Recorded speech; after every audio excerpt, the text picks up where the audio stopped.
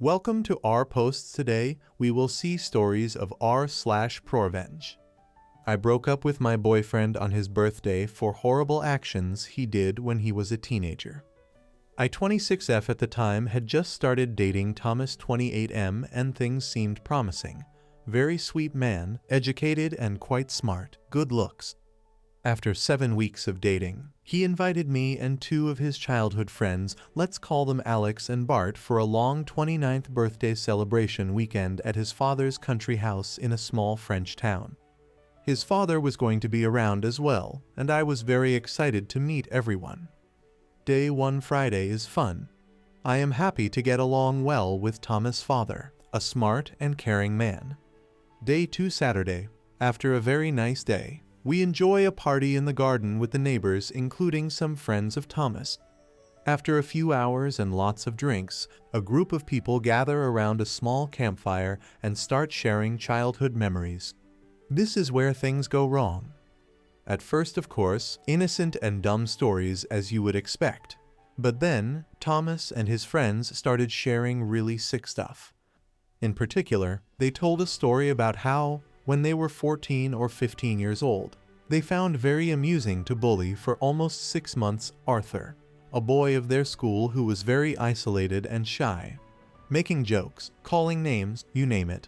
As if this was not enough, they created a fake girl profile on MSN Messenger, a computer platform to exchange live messages that we used in years 2000s, and spent seeking months, exchanging messages with him under the false girl identity, flirting and developing a false relationship with the poor boy.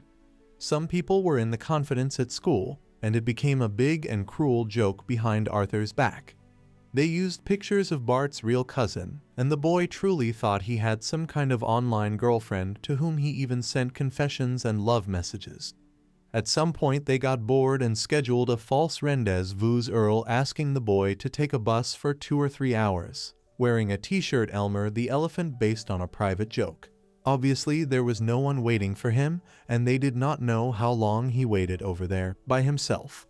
If Arthur had not already understood what was going on, he found out the next day at school after Thomas and Bart told the story to everyone and even shared the love messages that Arthur had been writing. The poor boy stopped coming to class and apparently changed school, and it is easy to imagine that this must have been extremely traumatizing to him. Do you think that Thomas, Alex, and Bart had any bit of shame about it? Not a bit of remorse, in particular on Thomas and Bart's side. They kept making jokes about it and even seemed to regret that they were not good enough at being evil to convince the boy to send nudes or sexy pics. I don't even want to imagine what would have happened if he had done so. To say that I felt uncomfortable would be a gross understatement. I was absolutely horrified and started to despise Thomas more than anything. I was not the only one shocked. Thomas' father, who heard the end of the story, had the most disappointed look in the eyes. His stupid son was so drunk that he did not even notice it. I escaped the party immediately after that and got back to the house. I could not sleep at all this night, and I kept thinking about the evening and how Thomas was still finding this funny. I heard him coming to bed around 4 a.m., but I pretended I was asleep. Day 3 Sunday was the actual birthday, and the initial plan was that I would take Thomas on a 1-1 fancy surprise date for lunch nearby, and then we would meet the group for a late afternoon party. But instead, I woke up very early on Sunday morning, took all my stuff in silence, and went alone to the train station where I took a direct train heading back to Paris. I decided to send a text to Thomas wishing him happy birthday and telling him to meet me at a certain location 1 hour from the house for a surprise, and that I needed to go a little bit in advance to make sure that everything would be perfect. I had picked the location randomly, using Google Maps to gain time. Thomas read the text around 10 a.m. when he woke up. He responded with excitement that he would follow religiously the instructions. When he arrived there at 12:30, I told him to wait further as there was little delay on something. Then I asked him to meet me at a restaurant which was 30-minute drive from the initial location. When he arrived at 13:15, I texted him that I was on my way, would arrive in 20 min, and that he will understand when he sees me why I made him wait. I also asked him to order some food and the most expensive bottle on the menu. Around 13:30 he started calling me several times and sent a lot of worried texts. And after 45 minutes I responded in French, "So, how does it feel to have people play with your feelings?" Then I stopped responding. I let him call and text the entire afternoon, but never responded. At some point an unknown number called me. It was his friend Alex asking what was going on and that Thomas' birthday was completely ruined because of what I did. I just responded, "This is an extremely small payback for what you did to Arthur. Tell Thomas to stop calling me," and hung up. I blocked them. I still felt bad the entire evening as I had started to grow attached to Thomas back then. The following days, a common friend called me to say that my reaction was completely absurd and unfair, that it was not my role to punish someone for actions they did as a teenager, that they were adult ways of saying things, and that I had been completely crazy. Only a few people supported what I did. Everyone else seemed to think that I was a jerk. Thomas tried to fix things and win me back for a few months afterwards. I never responded to any of his messages. I don't regret it. I simply hope that Arthur, who should be 35 or 36 years old now, is well. Edits. I really did not expect so many reactions and comments. As expected, I see that not everyone approves what I did, but I am surprised to receive so many kind messages. Thank you. About Thomas' father. He was actually one of the few people understanding my actions. He called me shortly after the incident to discuss an unrelated topic. I was to give him a list of recommendations about something and was already aware of everything. He did not badmouth his son, but I could really feel that he was disappointed. He simply told me that he had not found sleep the night of Saturday to Sunday because of what he had heard during the party. He told me he appreciated meeting me and expressed regret that I was not with his son anymore, but also said that he understood my reasons. He did not try to convince me to get back with Thomas. This man was truly a gentleman. I don't know what became of Arthur. I don't even know his last name. I think that even if I had known his name, I would not have reached out to him by fear of making him remember things that he probably wants to forget. I hope he is a confident man and that he still likes Elmer the elephant. Next story. We reverse gazumped a greedy landlord, and it was glorious. Gazumping occurs when an agent or seller accepts an offer you make to buy a property at an agreed price, but the property is sold to someone else. This usually happens when the vendor sells the property for a higher amount. This happened 15 years ago, and it is one of the proudest moments of my life. My best friend and her husband have 5 kids together. They lived in an expensive city and rented an old 4-bedroom house for $400 per week. The house was very rundown with a disgusting kitchen and stink drains, but it was all they could afford at the time. Still, they made it work. The owner was a nice old lady who was extremely wealthy and very fond of my friend. She froze the rent for 5 years and promised to let them buy the house once they had saved enough to get a loan from the bank.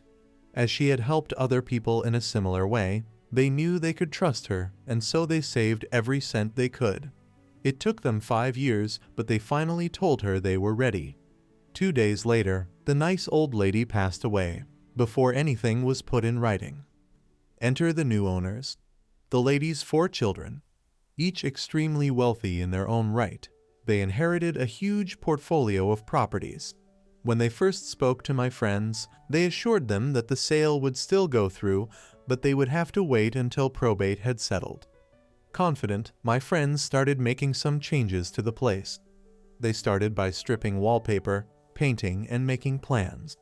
Finally, probate was settled, and the owners agreed to go ahead with the sale for the previously agreed price.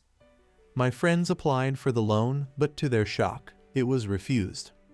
The owners had raised the asking price by $80,000 without telling my friends. To make things even worse, the house would be put on the open market. In 7 days, there would be an open house and, with the market the way it was, it would probably sell immediately. My friends were devastated. They might be able to borrow enough, but it would take longer than a week to get. To make matters worse, property prices had soared recently and rents had gone up a lot whilst theirs had been frozen. Not only were my friends going to struggle to get the money, if the place was sold to someone else and they were asked for a higher rent or were evicted, it would be nearly impossible to find an affordable place with more than 2 bedrooms. I was scared for my friends, but I was also incandescently angry. Those greedy sods were some of the wealthiest people in the city. They were screwing over a struggling family for less than $20,000 each. They didn't need the money. It is pure greed, and it was obvious that they'd always planned to do this. So while my friends scrambled to come up with the money, I started plotting. I looked up advice on what helps to make a sale. We needed to make the place as undesirable as possible without making my friends look like bad tenants. Uncluttered, we moved all the furniture in from the walls, added some extra furniture and borrowed ornaments, and hung a load of motorcycle memorabilia on the walls. The place felt more smaller. Smell. My friend boiled a head of cabbage on the stove, and we sprayed ammonia around the front and back doors because it smells like all the neighborhood cats had been marking their territory. We also poured 24 rotten eggs down the drain to make it smell like sewer gas. Neighborhood. We obtained a moldy old couch and dumped in front yard of the neighbor across the road with permission, of course. Neighborhood X2. We started calling friends for help. Anybody with a loud and crappy car was asked to do a few laps in front of the block during the open day. The street was unusually busy that day. Everyone we knew found a reason to drive by. It was practically rush hour. Neighborhood X3. We called out mates from the rugby club full contact football without any of that soft padding. A big portion of our club are very large men. The next door neighbors set up a BBQ in their front yard and we offered free food and cheap beer. They came on motorcycles, wearing their roughest gear. There was quite a crowd. A lot of people showed up for the open day. Quite a few were in and out within minutes. One lady sat in her car and watched the party next door before driving away. The one bloke who stayed any length time was brave enough to start up a conversation with someone leaving the party. He asked if they were often there and was told every couple of weeks or so. They have an after-party morning and the party the night before was 3 doors up. The party-goer also helpfully mentioned the troublesome drains that are always getting blocked by tree roots and stinking up the place. The potential buyer left without making an offer. So my friends were the only ones to make an offer. They still had to pay more than they'd planned, but not as much as the greed craps wanted. My friends signed the papers and paid the deposit that day. So when the brave buyer put in an offer of $30,000 more than my friends, there was nothing the owners could do about its strict anti-gazumping laws. I would have loved to see the owners' faces when they found out. For all the people who are saying they had cheap rent, they didn't. $400 was the rent in 24, and that was pretty high back then. By the time the lady died, average rent for a house that size had only gone up by about $40. Nowadays, 4-bedroom houses in that area go for approximately $800 per week. Next story. Stepdad cheats on my mom, so we get revenge. Initials for clarity. Me 24M, my mother 50F, mom my brother 23M, bro my sister 30F, sis cheating stepdad 45M, Chris stepdad's coworker 25F, Betty the other woman 40F, Darla. This may be a long one, apologies in advance. I moved in with my mom after her marriage of 25 years with my bio dad was ended. He was a manipulative butthole, but that's another story. Shortly after the divorce, my mom introduced me to her boyfriend at the time, Chris. Now, my mom worked as a correctionals officer at the county jail. The boyfriend was a former inmate in for a Dewey. That should have been the first red flag, but my mom was grieving a long marriage, and I didn't want to push the subject. Chris seemed to make her happy, and that was enough for me. Me, bro, and sis all moved in with mom and Chris, and we seemed to get along okay. Chris and I bonded a bit over our love of video games, and all seemed well. That is, until 2017. Due to Chris's prior Dewey, he had to go in regularly for probationary checkups at the courthouse. One day, he didn't return, and we got a little worried. We then received a phone call from him from Texas. Turns out, when he arrived at the courthouse that day, he was jumped by the FBI. His family from Texas was implicated on a number of gang and drug-related crimes, and due to a situation where he was in a vehicle during a drug handoff, he was on the hook as well. He ended up agreeing to testify against his family members in exchange for a shorter sentence and allowed to be out of prison before the trial. My mom was distraught, and over the course of many phone calls over a year, they worked out their marriage plans when he returned. His store owner at the DQ he worked at allowed him to come back as well, back to his store manager position. Soon after, the drinking started.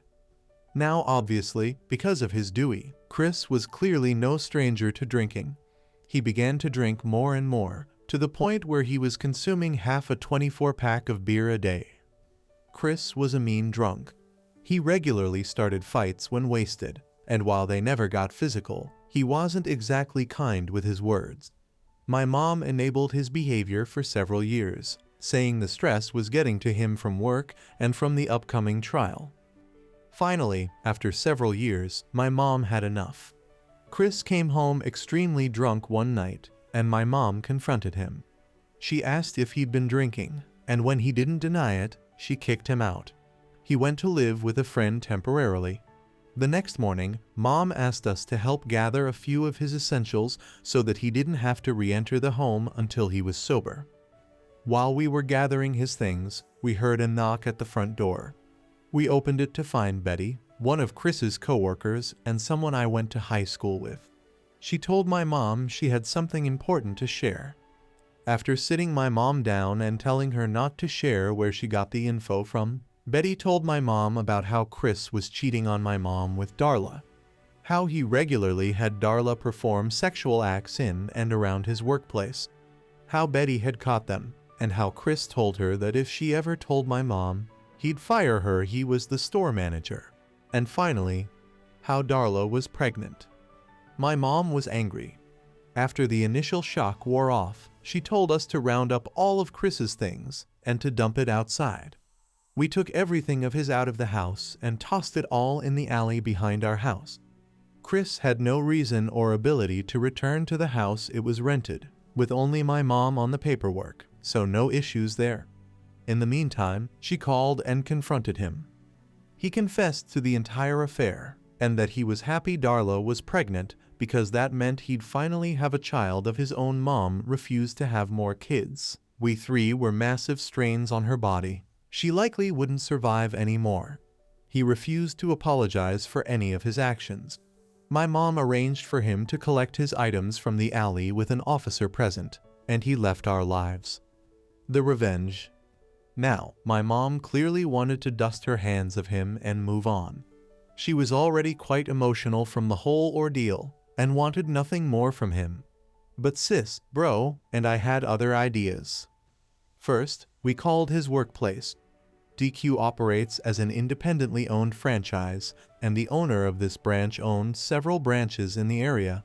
He was also a good friend. We informed him of the sexual acts being performed on the premises, and he went the processes of getting Chris booted from his position and barred him from any of the branches in the area. Funnily, Betty got his position after he left, and now runs a tight and clean ship. Chris no longer had a job or a place to live, and so went to live with Darla in a town about an hour away. We found out that he started working at another DQ in that town and informed the owner of that location of the situation.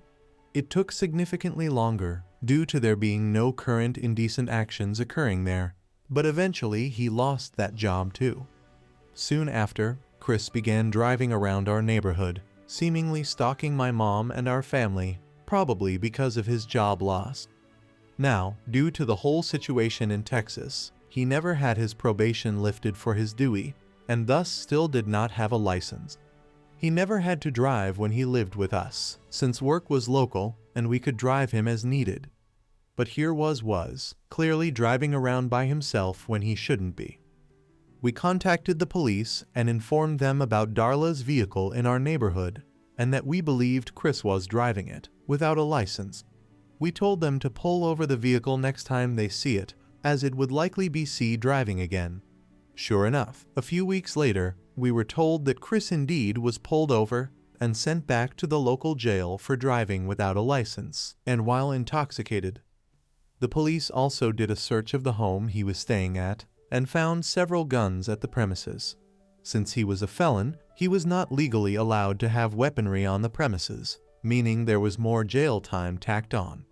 By the time his jail time had finished, it was just in time for him to be sent back to incarceration in Texas for the trial.